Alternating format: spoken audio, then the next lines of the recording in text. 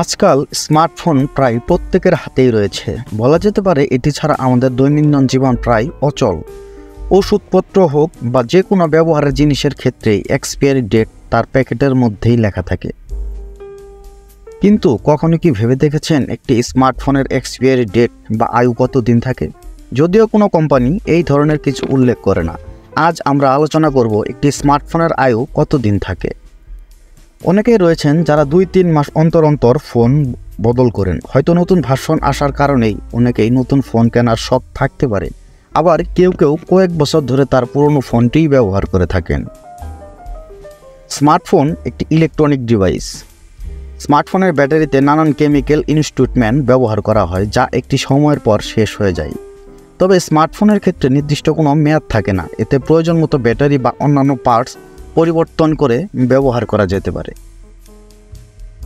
যারা ভালো ব্র্যান্ডের স্মার্টফোন ব্যবহার করেন তারা কোনো রকমের রিপ্লেসমেন্ট ছাড়াই কয়েক দশক ধরে নির্দ্বিধায় নিজেদের স্মার্টফোনটি ব্যবহার করতে পারবেন। তবে বর্তমানে স্মার্টফোন নির্মাতারা 2 থেকে 3 বছর পর স্মার্টফোনের সফটওয়্যার আপডেট বন্ধ করে দেয়। এর ফলে পুরনো স্মার্টফোন আর ব্যবহারযোগ্য থাকে না।